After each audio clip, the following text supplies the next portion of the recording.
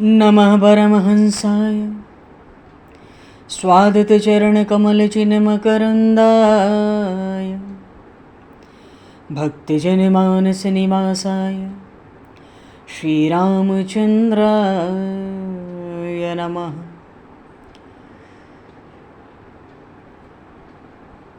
वंशीविभूषितकरान्नवनीरदाभात् पीताम्बरादरुणबिम्बफलाधरोष्ठात् पूर्णेन्दुसुन्दरमुखादरविन्दनेत्रात् कृष्णात् परं किमपि तत्त्वमहं न जाने।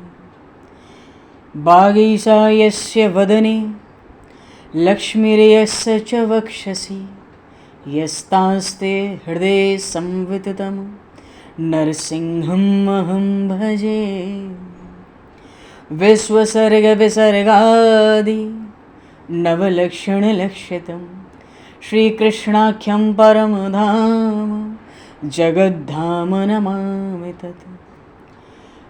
गङ्गातरङ्गरमणीयं जटाकलापं गौरीनिरन्तरविभूषितं वामभागं नारायणप्रियं अनङ्गमदापहारं वाराणसीपुरपतिं भज विश्वनाथम्।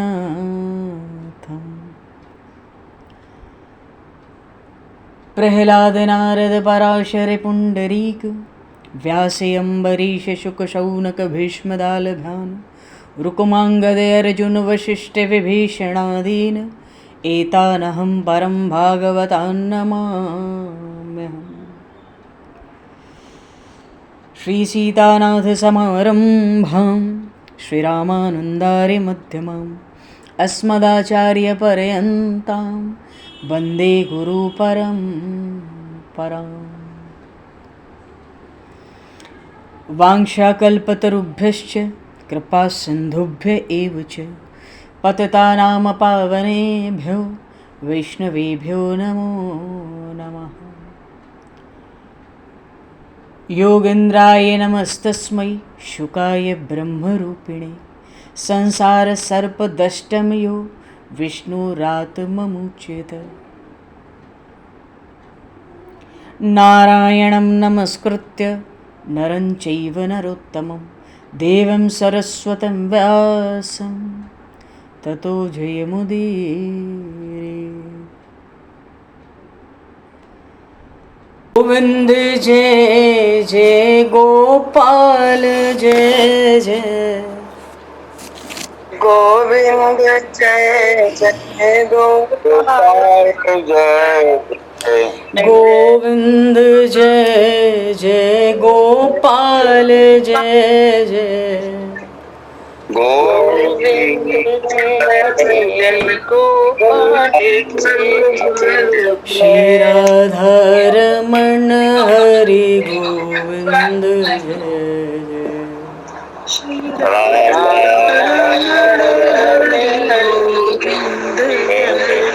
श्री राधारमण हरि गोविंद जय।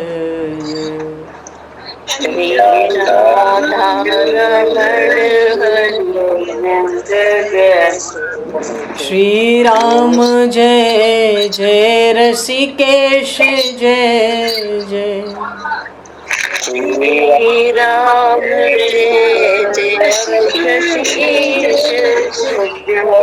श्री राम जय जय ऋषिकेश जय जय श्री राम जय जय ऋषिकेश जय।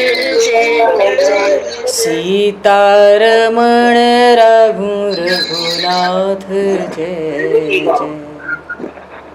जय सीतारमण राम रघुनाथ जय जय।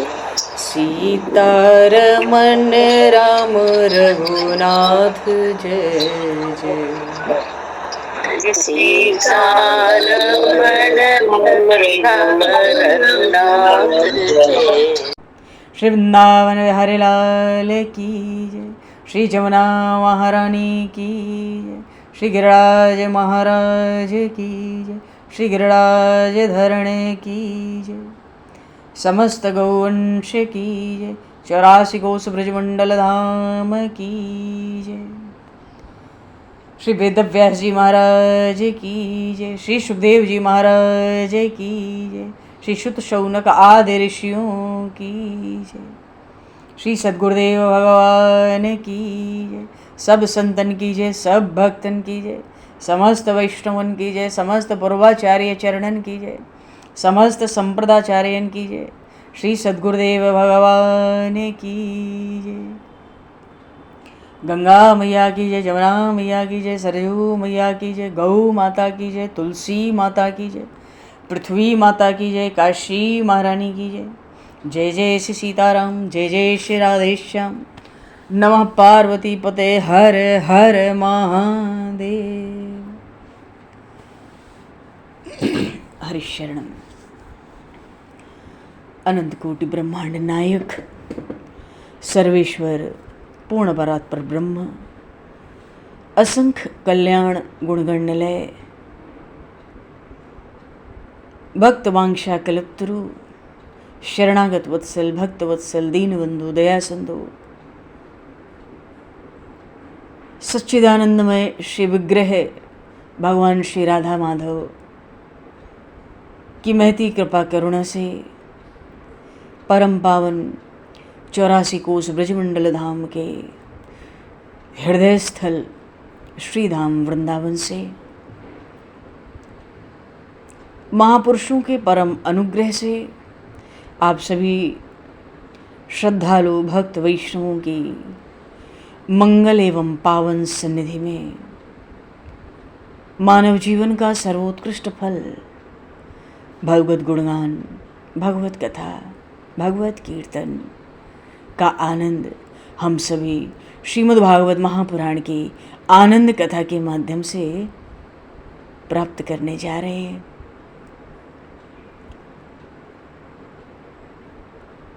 सर्वप्रथम आप सभी भक्तजनों के श्री चरणों में भगवत भाव से सादर वंदन, सादर नमन। आप सभी को यथा योग्य जय सिया राम, जय जय श्री राधे, हरि शरणम।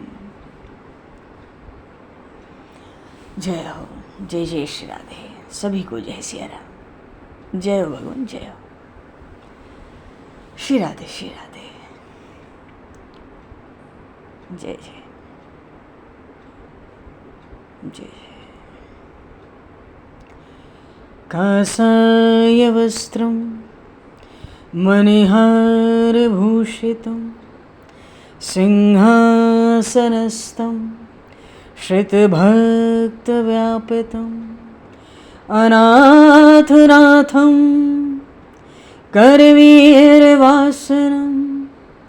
श्रीकृष्ण गोविंद शरणं प्रपद्ये।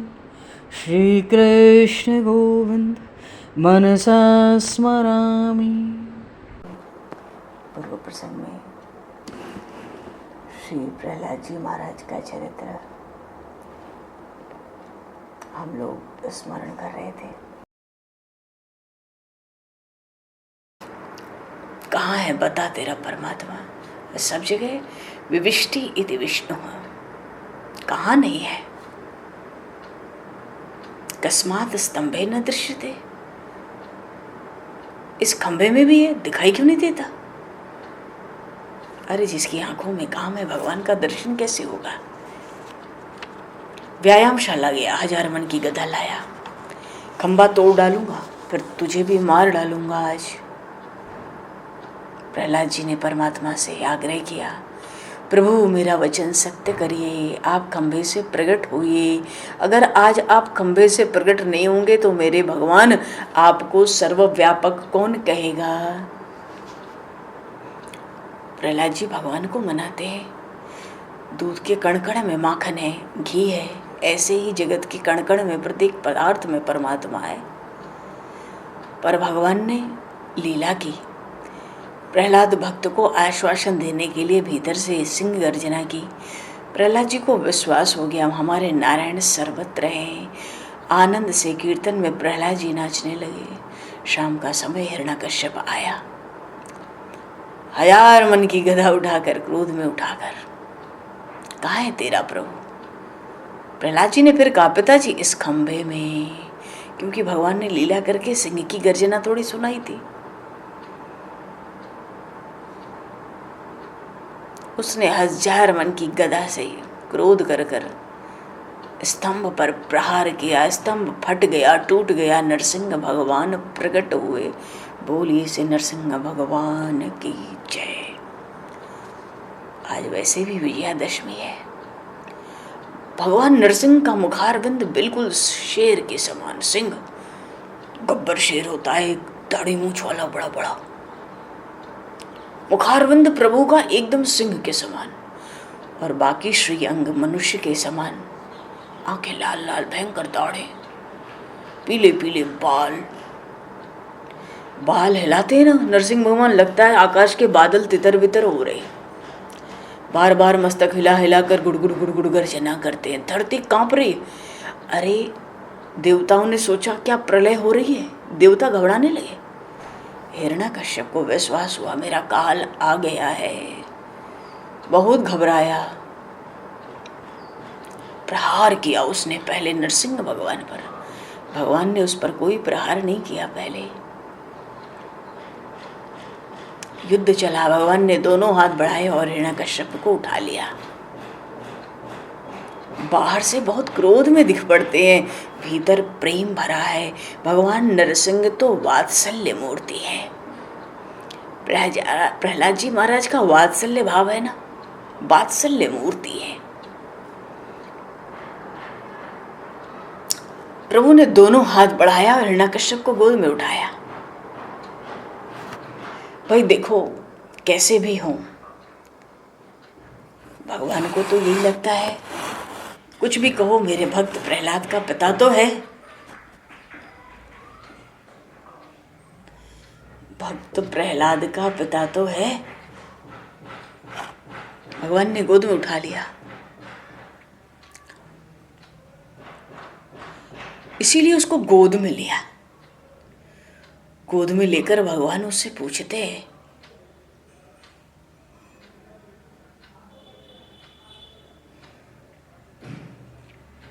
कह दे दिन है या रात है, कह दे भाई। भगवान ने पूछा हिरण्यकश्यप से।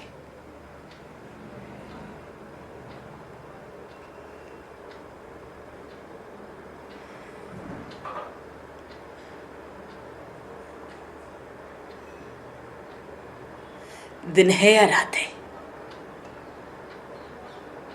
तेरे सामने जिसकी गोद में तू लेटा है, ये मनुष्य है या पशु है?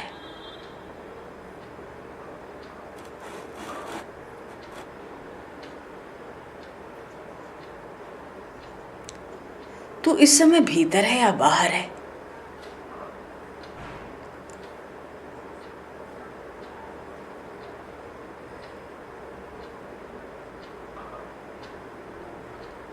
जितनी वरदान मांगा था, बता मेरे हाथ में अस्त्र है कि शस्त्र है?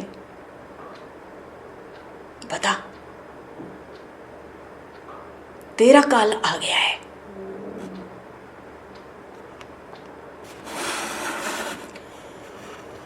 तेरा काल आ गया है। तू देख बेटा, कह दे दिन है या रात है, मैं मनुष्य हूं कि पशु हूं, तो इस समय भीतर है या बाहर है? भगवान ने उसको गोद में लेकर देहली पर लिटाया है।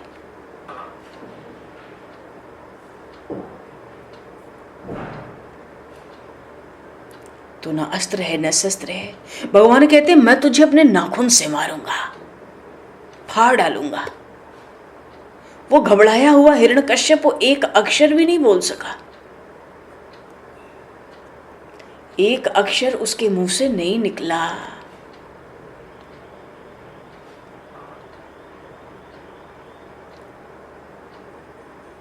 वज्र नाखून क्या थे? वज्र के समान, वज्र के समान नाखून से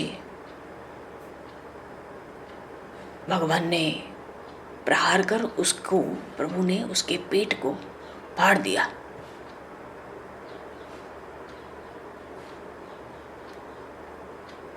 और भगवान ने उसकी आंतें निकालकर अपने गले में डाल ली और उन आंतों को भगवान टटोलने लगे। भगवान नरसिंह का क्रोध शांत नहीं हुआ।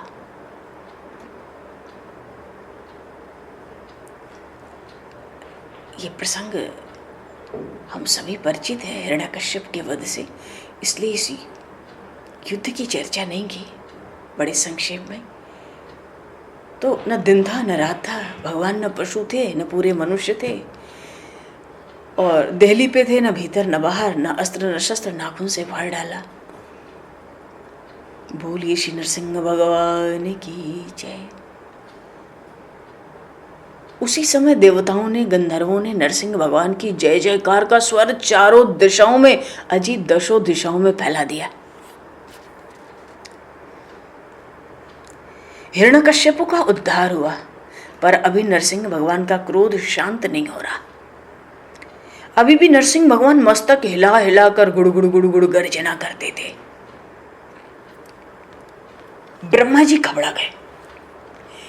क्यों भाई, जिस कार्य के लिए भगवान ने अवतार लिया वो कार्य तो पूरा हो गया, तो अब भगवान को शांत होना चाहिए। अगर भगवान क्रोध में ही रहेंगे तो अनर्थ हो जाएगा। भगवान नरसिंह अभी भी मस्तक हिला हिला कर गुड़गुड़ गुड़गुड़ की गर्जना कर रहे हैं। इसलिए ब्रह्मा जी घबराए। ब्रह्मा जी ने स्तुति आरंभ कर दी नरसिंह भगवान की। अब शांत हो जाइए, अब शांत हो जाइए, राक्षस मर गया है। अन्य देवताओं ने भी तरह तरह से नरसिंह भगवान की स्तुति की, पर भगवान नरसिंह का क्रोध शांत नहीं हुआ। हार कर ब्रह्मा जी ने प्रहलाद जी की ओर देखा, कहा बेटा तुम्हें नरसिंह भगवान से डर नहीं लगता? प्रहलाद जी कहे काहे बात का डर? आप कहो तो उछल के इनका दाढ़ी पकड़ लूं, मूंछ पकड़ लूं, कूद पड़ूं, इनकी गोद में चला जाऊं, मुझे कोई डर नहीं है अपने भगवान का। ब्रह्मा जी ने कहा देखो ये भगवान तुम्हारे लिए प्रकट हुए, अब तुम ही इनको शांत करो। देखो सिंह का बालक सिंह से थोड़ी घबराता है। प्रहलाद जी ने हाथ जोड़कर वंदना करते हुए चरणों में प्रणाम किया। वो नरसिंह भगवान के चरणों में प्रहलाद जी ने दंडवत लगाई, और जब प्रहलाद जी ने साष्टांग प्रणाम किया तब उनको देखते ही परमात्मा की आंखें आर्द्र हो गईं, हृदय द्रवित हो गया। जो प्रभु नरसिंह प्रभु हिरण्यकश्यप के लिए वज्र से भी अधिक कठोर थे, अभी अभी वो प्रहलाद के लिए, अपने भक्त के लिए वात्सल्य भाव से माखन से भी अधिक कोमल हो गए हैं। बोलिए श्री नरसिंह भगवान की जय। प्रहलाद जी को साष्टांग दंडवत करते हुए भगवान ने उठा लिया, गोद में बिठा लिया। गोद में बिठाकर प्रहलाद जी का सिर सूंघा। देखो पशु का प्यार यही होता है, सिर सूंघता है, जीभ से चाटता है, हाथ फिरता है। नरसिंह भगवान वात्सल्य अवतार हैं, पूर्ण वात्सल्य। झट प्रहलाद जी को उठा के गोद में ले लिया, सिर सूंघा, पीठ पर बड़ी ममता से, ममत्व से हाथ रखा। प्रभु वात्सल्य से संचित लाड़ दुलार दिखाने लगे। भगवान कहते हैं प्रहलाद बेटा तुम बहुत कोमल हो। भगवान स्वयं मक्खन से अधिक कोमल हो गए, और अभी उसी हिरण्यकश्यप के लिए वज्र से ज्यादा कठोर थे। यही प्रभु। और भगवान कहते हैं कि प्रहलाद तुम बहुत कोमल हो, तुम्हारे पिता ने तुमको बहुत त्रास दिया। मेरा बेटा तो धीर गंभीर है, उसने बहुत दुख सहन किया। बेटा आज तुम्हारी कोमलता देखते हुए मुझे लगता है कि मैंने आने में बहुत देर कर दी, इसलिए मैं तुमसे क्षमा चाहता हूँ। प्रहलाद जी की भक्ति ऐसी है कि आज भगवान स्वयं क्षमा मांगते हैं। प्रहलाद जी महाराज तो प्रभु के चरणों में बार बार वंदन करते हुए कहते हैं ऐसा न कहें, हे मेरे स्वामी, ऐसा न कहें, आप मेरे स्वामी हैं, मैं आपका सेवक हूँ। आपने हर समय मेरी रक्षा की, मैंने जरा भी दुख सहन नहीं किया। मैं तो आपके स्मरण में, दर्शन में अत्यंत प्रसन्न रहता हूँ। प्रहलाद जी इतना मधुर बोले, भगवान नरसिंह को अत्यंत प्रसन्नता हुई। बालक प्रहलाद को हृदय से लगाकर उन्होंने आलिंगन किया है। भक्त और भगवान एक हुए हैं। और जब प्रहलाद जी का आलिंगन किया है ना भगवान नरसिंह ने, भक्त और भगवान जब एक हुए तब नरसिंह भगवान का क्रोध शांत हुआ। अच्छा देखो, बालक भक्त प्रहलाद जी महाराज के वचन को सत्य सिद्ध करने के लिए और जगत में भगवान कण कण में व्याप्त हैं, ऐसी अपनी सर्व व्यापकता सिद्ध करने के लिए स्तंभ में से भगवान प्रकट हुए। भगवान नरसिंह ने क्या शिक्षा दी, क्या बताया, प्रागट्य का क्या उद्देश्य है, समस्त। अरे हिरण्यकश्यप को मारा, प्रहलाद को दर्शन हुआ, ये तो प्रहलाद की कथा हुई। हमारे लिए क्या किया नरसिंह भगवान ने? नरसिंह अवतार में प्रभु ने जगत को बता दिया कि मैं सर्वत्र हूं। परमात्मा सर्वकाल में सर्व स्थान पर विराजमान है, कण कण में परमात्मा विराजमान है। नरसिंह अवतार में प्रभु ने हमको ये बता दिया, और जिसको ऐसा अनुभव होता है कि कण कण में परमात्मा है, वो पाप नहीं कर सकता। पर ऐसी अनुभूति करने वाले लोग बहुत कम हैं। अच्छा, साधारण मनुष्य जब पाप करता है तो ऐसा समझता है भगवान बैकुंठ में बैठे हैं, भगवान मंदिर में विराजमान है, यहाँ नहीं है जहाँ मैं पाप करता हूँ। अरे हम जहाँ हैं वहीं हमारे भगवान हैं। जगत में, संसार में ऐसा कोई स्थान नहीं जहाँ परमात्मा विराजमान न हो। ये सर्वव्यापक परमात्मा सब में अति सूक्ष्म रूप से विद्यमान है, विराजमान है। उन्हें हम आँख से नहीं देख पाते, पर बुद्धि से उनका अनुभव किया जाता है। दूध के एक एक कण में माखन है, पर दूध में माखन दिखाई तो नहीं देता।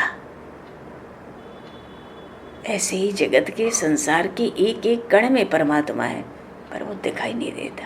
अच्छा, दूध पीने से माखन का स्वाद भी तो नहीं आता। दूध में हाथ डालने पर माखन हाथ भी नहीं आता, पर दूध में माखन है, ये बात तो सत्य है। आँख भले ही उसको न देख पाती हो, बुद्धि से ही भले अनुभव किया जाए कि दूध के कण कण में माखन है। बुद्धि स्वीकार कर लेती है कि दूध के अणु परमाणु में माखन है। ऐसे ही बुद्धि ये स्वीकार कर ले कि जगत के अणु परमाणु में परमात्मा की सत्ता है। नरसिंह भगवान के अवतार ने संपूर्ण विश्व को यही ज्ञान दिया कि मैं सर्वत्र हूँ, सर्वकाल हूँ और सर्व स्थान पर हूँ। भगवान में 3 विशेष गुण हैं, ध्यान देना थोड़ा। हरिशरण। अब मान लो कोई कहे हमारे साथ कोई दुर्घटना हुई, तो वहाँ हमारा कोई जिस पर हमारी बड़ी श्रद्धा निष्ठा हो वो ना हो, तो लगता है ये होता तो हमारा अनिष्ट क्यों होता, हमारे साथ दुर्घटना क्यों होती। पर मानो हमारा जो इष्ट है वो वहीं था जहाँ दुर्घटना हुई, तो हम ये सोचेंगे जब ये वहीं था तो इसने रक्षा क्यों नहीं की। अरे रक्षा की सामर्थ्य सब में थोड़ी होती है। मान लो हम कहें परमात्मा है पर वो रक्षा नहीं कर सकता, थोड़ा बहुत दिक्कत हो तो कर देगा, ज़्यादा हो तो नहीं कर पाता। कहे बात का परमात्मा, फिर ऐसे का हाथ क्यों पकड़े, ऐसे के चरण में मत्था क्यों टेके, क्या लाभ। अरे घर के माता पिता हर जगह बाहर बच्चों के साथ नहीं होते, रक्षा नहीं कर पाते, पर परमात्मा तो कण कण में। अरे कण कण में होने का लाभ तभी है जब वो सर्वज्ञ भी हो। कण कण में, अब हमारे घर में किसी को नहीं पता हम बाहर जा रहे हैं तो दुर्घटना होगी, पर परमात्मा को पता है दुर्घटना होगी, तब तो फायदा है। परमात्मा सर्वज्ञ है। हमारे बंधु बांधव सर्वज्ञ नहीं है, उनको मालूम है आज बाहर जा रहा है दुर्घटना होगी। अच्छा, घर में किसी को ये बात पता चल जाए कि आज बाहर जा रहा है दुर्घटना होगी, वो भी साथ जाएगा। तो परमात्मा को साथ कहाँ जाना है, वो तो हर जगह ही है। उसको मालूम है दुर्घटना होगी तो मैं तो देखूंगा, मैं तो रहूंगा, वहीं होगी जहाँ मैं हूँगा। अच्छा, तुम हो और तुम जानते भी हो। एक तो तुम हो, परमात्मा का होना सर्वव्यापक परमात्मा का गुण है। तो परमात्मा सर्वव्यापक तो है ही। अब वो जानता भी है कि आज दुर्घटना होगी और मैं वहीं रहूंगा, तो वो सर्वज्ञ भी है, जानते हैं, बिल्कुल परमात्मा जानते हैं। और भैया तुम वहीं हो और तुम जानते भी हो, और तुम्हारे सामने कोई बात हो गई, अनिष्ट हुआ किसी का, और तुम बचा नहीं सके, तो तुम्हारा होना भी किस काम का था, फिर तुम्हारा जानना भी किस काम का है, जरा हम विचार करें। लेकिन परमात्मा अगर हैं और अगर जानते हैं तो वो सर्वशक्तिमान भी है, रक्षा भी कर लेते हैं। तो परमात्मा सर्वज्ञ है, सर्वव्यापक है और सर्वशक्तिमान भी है। तभी तो प्रहलाद की रक्षा की भगवान ने। अब वही है, हिरण्यकश्यप कहता कहाँ है, खंभे में। और प्रहलाद की क्या रक्षा करें, वो अपनी रक्षा न कर पावे तो कौन भक्ति करेगा। और वही नरसिंह भगवान है और जान रहे हैं प्रहलाद का अनिष्ट होगा, उसने कह दिया पहले तुम्हारे भगवान को मारूंगा फिर तुम्हें भी मारूंगा आज। तो फिर वो प्रहलाद को भी मारता तो कौन भक्ति करता, कौन भगति पत पांव धरे। वेद विदित प्रहलाद कथा सुनी, प्रहलाद जी की कथा सुनकर विश्वास हो गया परमात्मा कण कण में है, सर्वव्यापक, और वो सर्वज्ञ है, सब कुछ जानते हैं, और कण कण में होकर सब कुछ जानकर सर्वशक्तिमान भी तो है। जब भी जरूरत होगी उससे पहले ही वो हमारी रक्षा कर लेंगे। तो सर्वव्यापक हैं परमात्मा, ये बुद्धि स्वीकार करती है, बुद्धि के अनुभव में आएगा, आंखों से नहीं दिखेगा, बुद्धि अनुभव कर सकती है। और जब ये अनुभव हमको होता है तो हमारा व्यवहार शुद्ध होता है। जिसका व्यवहार शुद्ध होता है उसको भक्ति में आनंद मिलता है। थोड़ी भक्ति करते हैं तो भक्ति में आनंद तो नहीं मिलता ना, तो कुछ लोग भक्ति छोड़ देते हैं। अगर भक्ति में आनंद आता तो भक्ति नहीं छोड़ पाते। तो भक्ति में जो आनंद नहीं आता है उसका एक ही कारण है, भक्ति तो करते पर पाप छूटता नहीं पूरी तरह से, तो व्यवहार शुद्ध नहीं हो पाता। पर जिसका व्यवहार अत्यंत शुद्ध होगा उसको भक्ति में आनंद आएगा ही।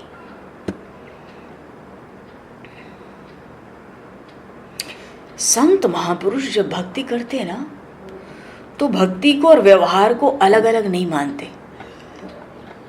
देखो, भक्ति में भगवान की आराधना उपासना होती है और व्यवहार में संत कण कण में हर किसी में भगवान का ही दर्शन करके व्यवहार करते हैं। तो संतों के लिए, भक्तों के लिए तो भक्ति और व्यवहार दो रहता नहीं है।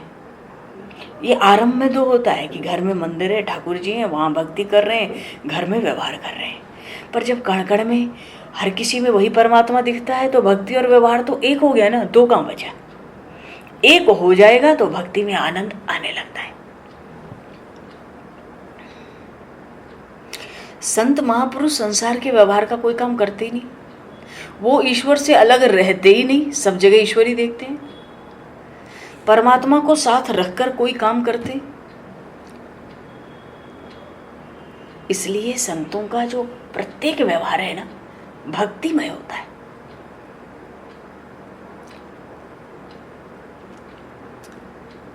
देखो, पहले की बात है, हम लोग जानते हैं बहुत से साधु संत हुए, सब काम धंधा करते थे कि नहीं, किसी का मुफ्त में लेके नहीं खाते थे। गोरा कुम्हार मिट्टी के बर्तन बनाते थे और बाजार में बेचने भी जाते थे। संत व्यापार भी करते थे, घर के ही काम धंधे खेत के नहीं करते थे।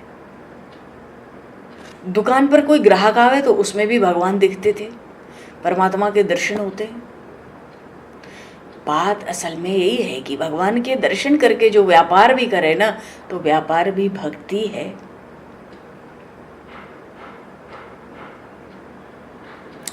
हमारे शास्त्रों में लिखा है जो वैश्य है वो श्रेष्ठ है। क्यों? वैश्य सबका पोषण करते हैं, इसलिए श्रेष्ठ है। श्रेष्ठ शब्द आज अपभ्रंश होके सेठ कहलाता है। ज्यादातर वैश्य सेठ कहलाते हैं, ये श्रेष्ठ है, सेठ कोई शब्द नहीं है।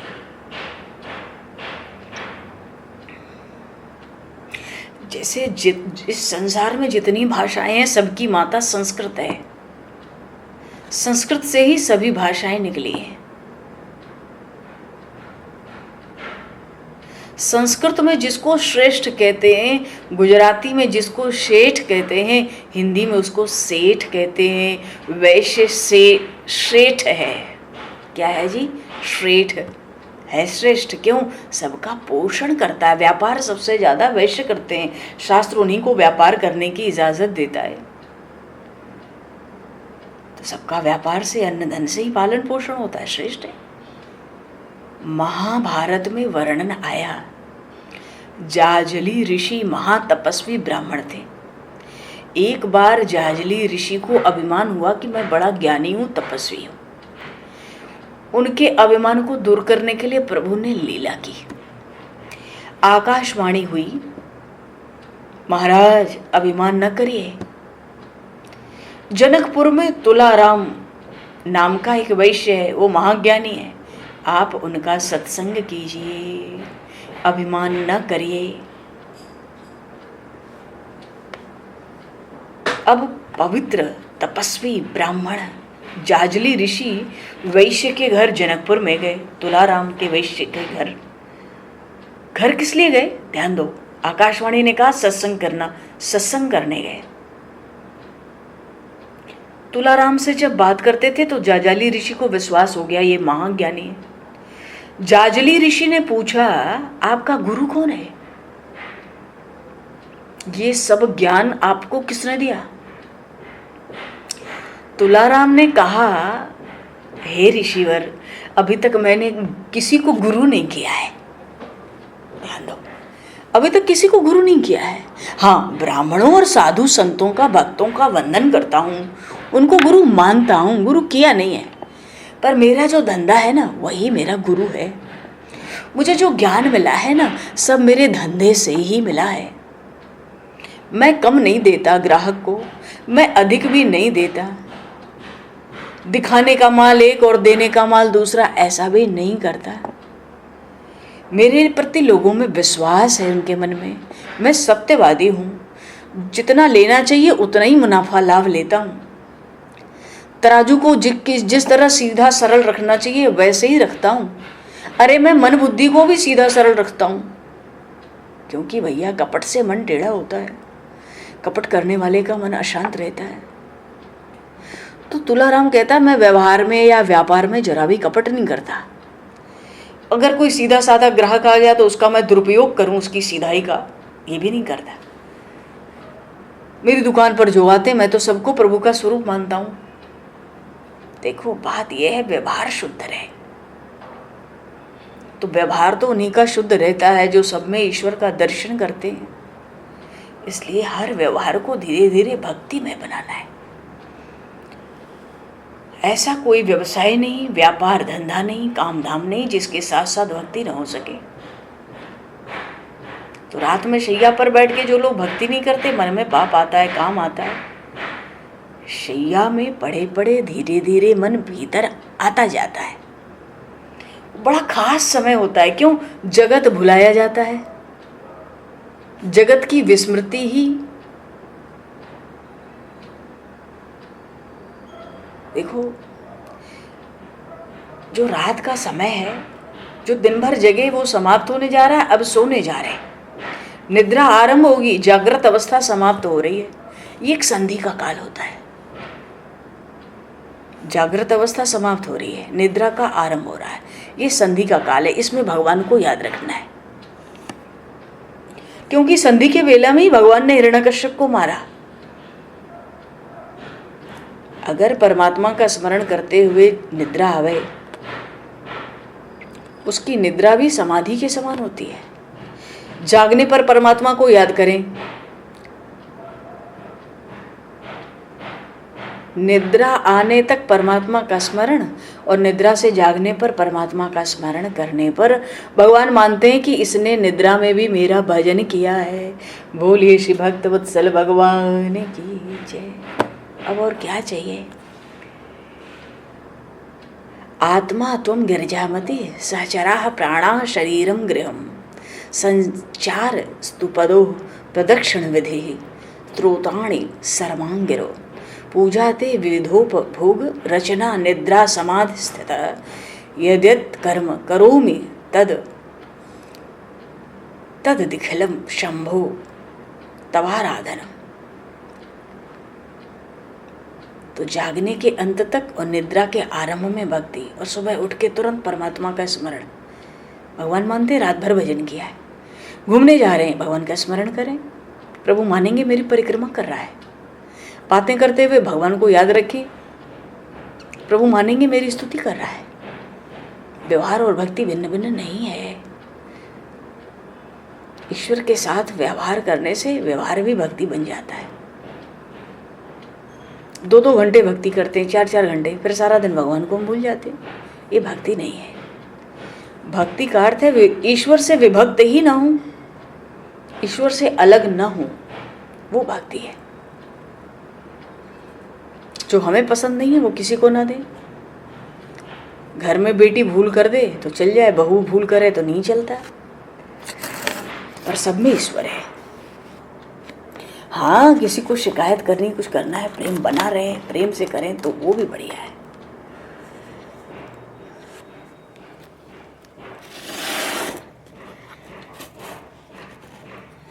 भगवान नरसिंह ने जगत से कहा,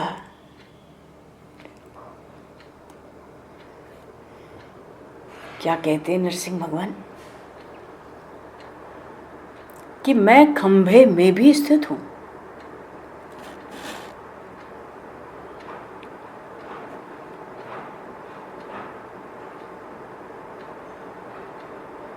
देखो, खंभे में भी देवता होते हैं।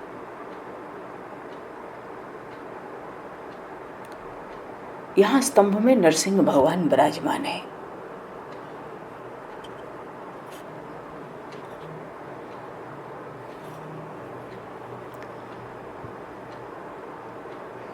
कुछ लोगों को पान सुपारी खाने की आदत होती है, चाहे जहां थूक देते हैं। कई लोग दीवार पर भी थूक देते हैं, कई लोग खंभे पे थूक देते हैं। अरे दीवार में देवता है, स्तंभ में नरसिंह भगवान है, कण कण में भगवान विराजमान है। व्यवहार को शुद्ध रखना है। भक्ति नहीं करते कोई हर्ज नहीं।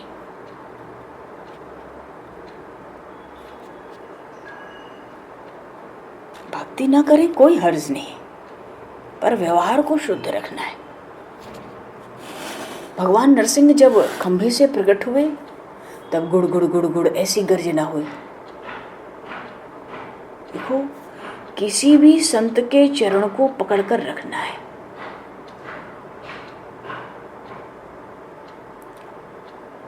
किसी महापुरुष को मन से गुरु मानकर उसकी सेवा करना है। अगर गुरु अभी नहीं किया, किसी महापुरुष को गुरु मानकर उसकी सेवा करनी है, उसका स्मरण करना है।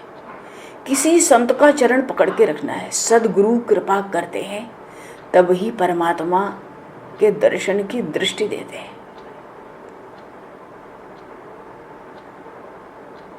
संत हैं, संत संपत्ति देकर हमको सुखी नहीं करते।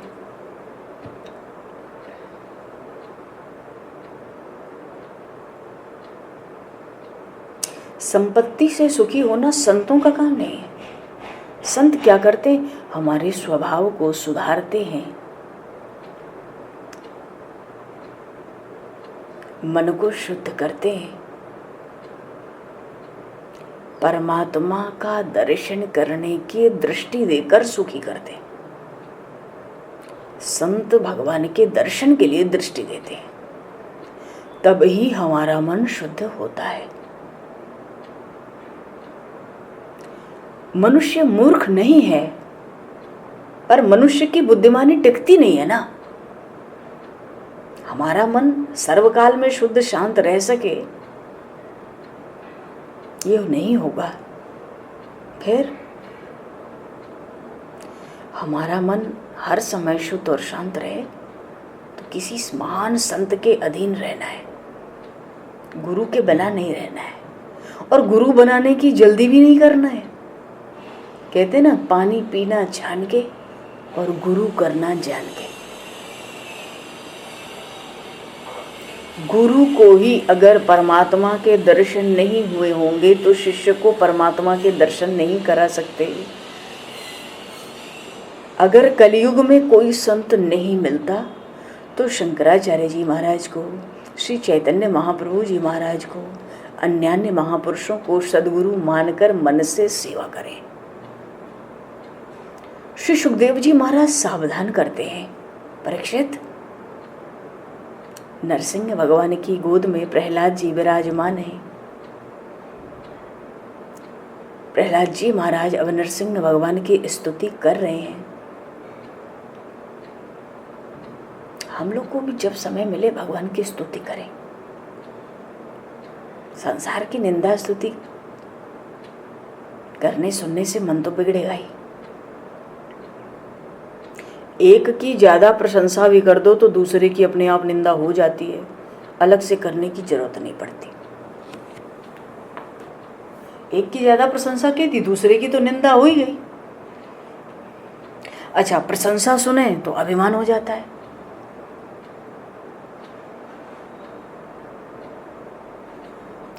प्रत्येक जीव में थोड़ा अभिमान तो होता ही है, प्रशंसा सुनते ही बढ़ जाता है। प्रशंसा स्तुति मनुष्य पचा नहीं सकता, परमात्मा ही पचा सकते हैं। स्तुति परमात्मा की करनी है। जब समय मिले भगवान की स्तुति। भगवान बड़े उदार हैं, अतिशय प्रेम करते हैं। भगवान के स्वरूप का वर्णन करें तो हमारा मन शुद्ध हो जाता है जल्दी। और भगवान की स्तुति करने से अभिमान मर जाता है।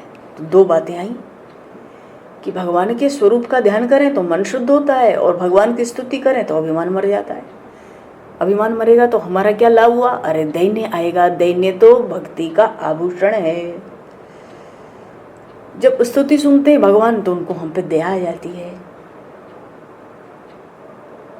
3 समय में स्तुति जरूर करना है। प्रहलाद जी महाराज स्तुति करने जा रहे हैं। विलक्षण स्तुति की है भागवत जी में, अद्भुत। प्रहलाद जी महाराज ने अद्भुत स्तुति की है नरसिंह भगवान की। सुख का समय आवे भगवान की स्तुति करना है। सुख में प्रभु को साथ रखना है। घर में कभी दुख नहीं आएगा। हम भगवान से कहें कि मैं लायक तो हूं नहीं, फिर भी आपने बहुत धन दिया है। सुख आवे तो प्रभु का उपकार मानना है। दुख का प्रसंग आ जाए तो तब भी उपकार मानना है। दुख में भी भगवान की स्तुति करनी है। मन को बार बार समझाना है, प्रभु ने मुझे सुधारने के लिए थोड़ी सी सजा दी है।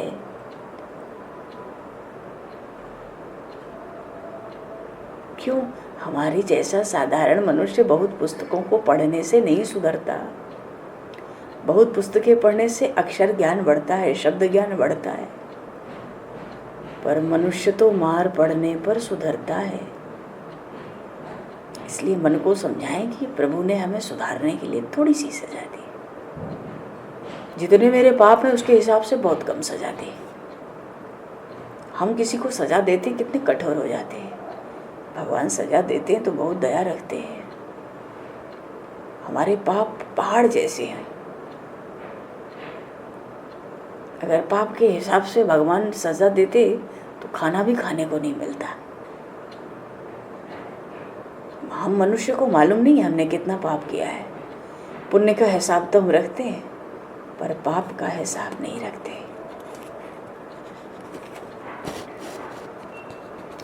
हमारे हाथ से अच्छा काम हो तो हम भूल जाए, पर पाप को ना भूलें। सत्कर्म है, पुण्य कर्म है, भगवान श्री कृष्ण को अर्पित करें। अनेन कर्मणा परमेश्वर प्रियताम नामम।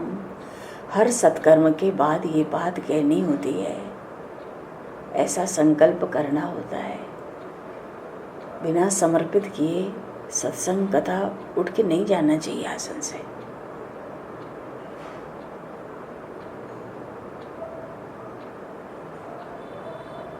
आज तक अपने जीव के स्वाद के लिए और मौज के लिए कितना खर्च किया है, इसका हिसाब हमारे पास नहीं है। हम नहीं रखते, पाप को भूल जाते हैं, पुण्य को याद रखते हैं।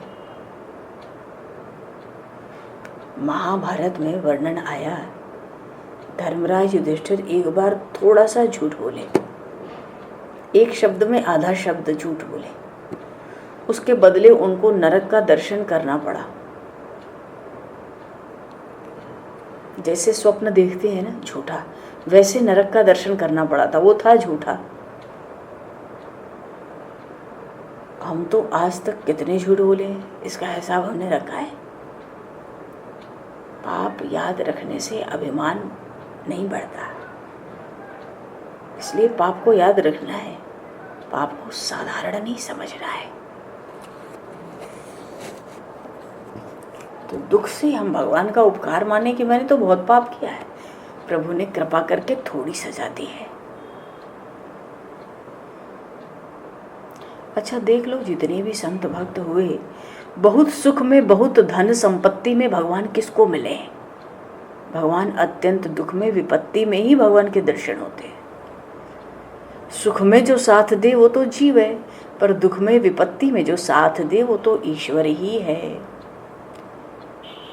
अच्छा, भगवान में एक बड़ी विलक्षणता है, जिस जीव को, केवल मनुष्य को नहीं, पशु पक्षी भी तो है, जिस जीव को भगवान सजा देते हैं ना, गुप्त रूप से उसकी देखभाल भी करते हैं। जीव भले ही दुख में हम भगवान को भूल जाएं, भगवान नहीं भूलते।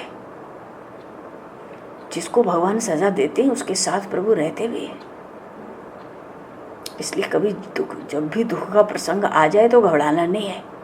दुख हमारे पाप के नाश के लिए आया है, दुख हमको सावधान करने आया है। दुख में हम समझदार बनते हैं। जब दुख आता है तो प्रायः बहुत लाभ होता है। दुख में भगवान का उपकार मारना है, मन को शांत रखना है, भगवान का स्मरण रखना है। दुख में जो भगवान का स्मरण रखते हैं, उनके मन पर भगवान की स्तुति करने वाले पे दुख का असर नहीं होता। बोलिए श्री भक्त वत्सल भगवान की जय, श्री नरसिंह भगवान की जय, श्री प्रहलाद जी महाराज की जय, श्रीमद् भागवत महापुराण की जय, श्री सुखदेव जी महाराज की जय। सब संतन की जय, सब भक्तन की जय, सद्गुरुदेव भगवान की जय। समय को दृष्टिगत करते हुए 2 पल नाम संकीर्तन बोलकर वाणी को विराम देंगे।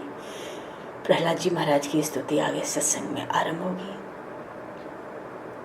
सभी को नाम संकीर्तन बोलेंगे, सब बोलेंगे। हाँ, जय सिया राम, जय जय सिया राम, जय सिया राम, करुणा करी अपना लो राम, कृपा करी अपना